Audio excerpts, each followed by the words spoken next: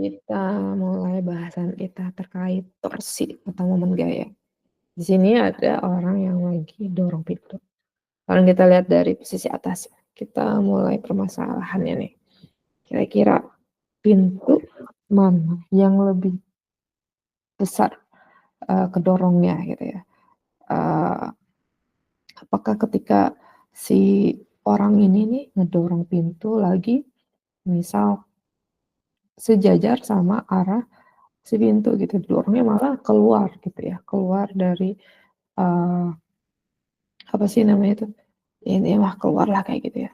Kemudian dua, kalau dia malah ngebentuk sudut sama si apa si pintu. Nah, yang ketiga itu dia ngebentuk sudut tapi sudutnya yang 90 derajat gitu. Yang kayak di chat.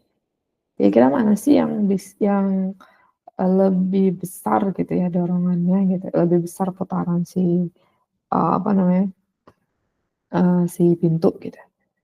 Itu satu. Kemudian yang kedua, sekarang kalau misalkan ngedorongnya itu misal pertama dia malah di ujung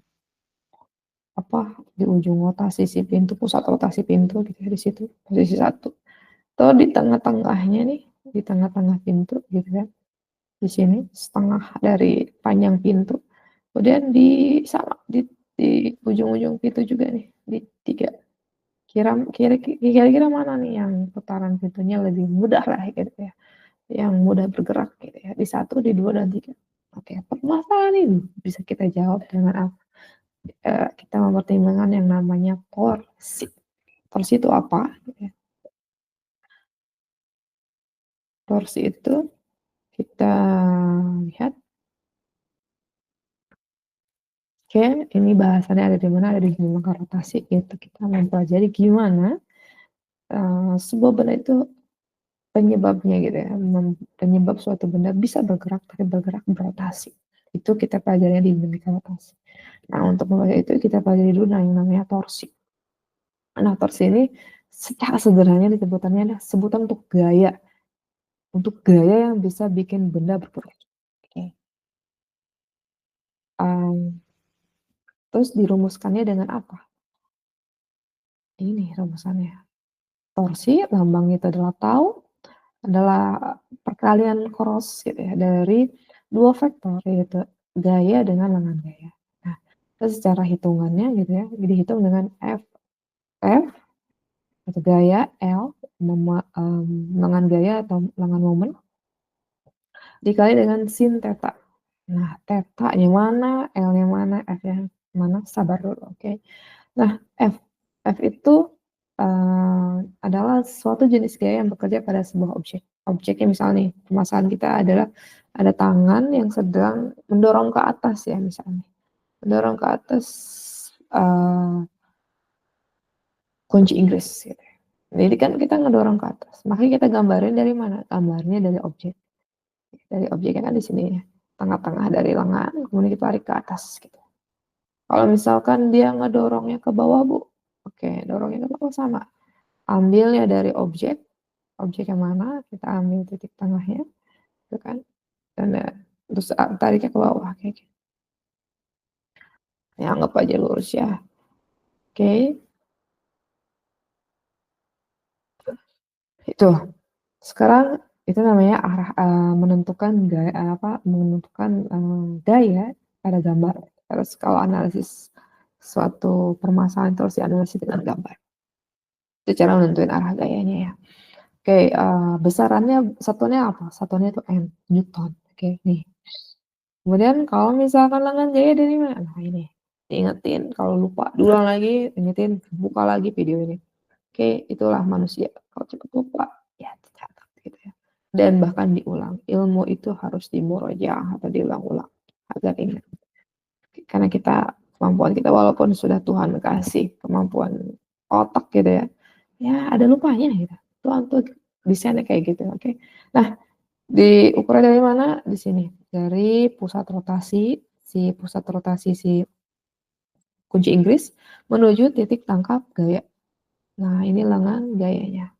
Oke, diingat ya, kayak gitu. dari pusat rotasi ke titik tangkap gayanya di mana. Oke, kemudian kalau tetanya nih, dari mana diukurnya? Diukurnya dari mana? Dari sini nih, kita tarik garis luar dari momen gayanya, diperpanjang nih keluar. Kemudian misal nih, gaya yang merah ya, yang gaya F yang ke atas ya, kita dorong misal. Berarti apa nentuinnya? Tetanya. Dari sini ke arah gaya yang tadi gitu, perpanjangan dari titik tangkap gaya yang ke arah ke atas. Ini adalah tetanya, oke? Tinggal nanti pakai hitung-hitungan angka gitu, nggak usah bingung ya, ini cara nentuinnya aja secara gambar. Nah, kita lihat nih di sini sedikit kita analisis nih gambarnya misal, eee, dia kan arahnya ke sana tuh miring. Ini kalau kita gambar kartesian gitu kan, nih kayak gini, kira-kira si theta ini, ada di kuadran berapa? Kuadran 2. Kalau kuadran 2 nilai sinusnya apa? Sudutnya itu, positif. All chin gitu ya, all sin, sinus. Nilai sinus di kuadran 2 itu selalu positif. Nah, oh iya sedikit lagi lupa, cara nentuin theta juga itu diukur dari mana? Diukur dari, dari perpanjangan lengan gaya itu menuju, arahnya ya, arahnya harus berlawanan arah jarumnya menuju titik tangkap gaya. Oke. Kalau yang ke bawah gimana nih? Kalau yang ke bawah itu berarti apa? Dari sini ke searah berlawanan arah jarumnya. Ini tetanya panjang kan? Oke, yang posisi satu nih yang ke arah ke atas berarti tetanya kan di kuadran 2 nih.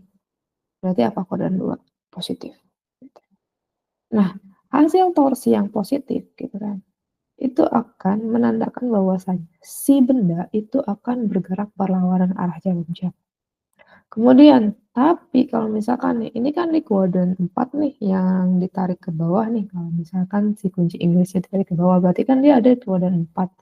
Kuadran 4, all cintaku, cos gitu ya, berarti nilai cos aja yang positif, berarti sinus negatif. Berarti nilai, ketika si kunci Inggris ini ditarik ke bawah, maka torsinya hasilnya adalah negatif. Tanda negatif artinya dia berlawan searah jarum jam dan benar kan?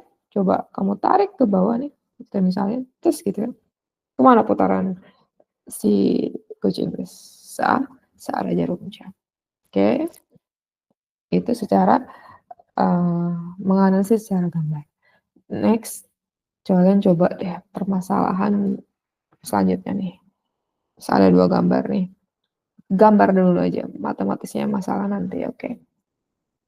Kalau misalkan sekarang permasalahannya si benda ini si benda, kunci Inggris ini kita tarik ke atas. Oh, kok ibu gambarnya gini? Oke, enggak ya, kita ambil gambarnya berarti kan ke arah ke atas nih. Coba kalian tentuin, pause nih videonya gitu, bikin gambarnya sendiri di kertas masing-masing. Tentukan mana arah gaya, mana sudutnya, dan mana lengan gayanya. Oke, yang digambar. Kalau yang gambar B juga tentuin sama. Mana sudutnya, mana putarannya. Mana sudutnya, mana lengan gayanya, sorry ya. Coba kalian pause, terus kalian tentuin. Oke, kita balik lagi nih ke permasalahan ke-1, masalah tentang pintu. Kira-kira nih jawabannya gimana? Yang mana yang lebih, mmm, besar nih torsinya gitu kan. Tadi kan torsinya, si torsi akan cenderung membuat si pintu akan besar putarannya. Maka yang mana? Berarti kan tadi ingat F kali L kali sin theta. Gaya dorongnya misalkan sama dong. Lengan gayanya berapa? Dari titik dari pusat rotasi menuju titik tangkap gaya. Oke, biar jelas pakai merah deh. Ini kan, ini L-nya kan, L-nya juga sama kan, di titik-titik itu juga. Yang bedanya apa?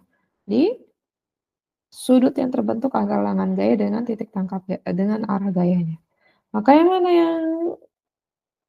yang lebih besar? Adalah jawabannya yang C, gitu. Kenapa?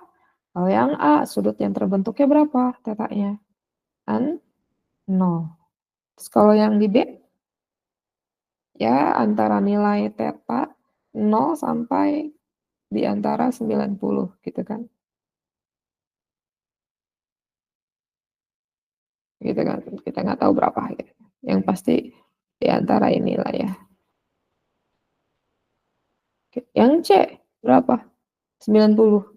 Nilai maksimum nih, iya kan? Coba sudut-sudut istimewa. Sinus dari 90 adalah 1. Di antara nilai ini adalah nilainya di antara 0 dan 1. Ini 0. Berarti mana yang lebih besar? Yang nilainya dikali 1. Ya berarti di posisi C. Terus yang tadi permasalahan kedua. Di posisi 1, apa di tengah-tengah, apa yang di ujung yang lebih besar torsinya gitu ya. Sehingga putaran pintunya lebih besar. Apa?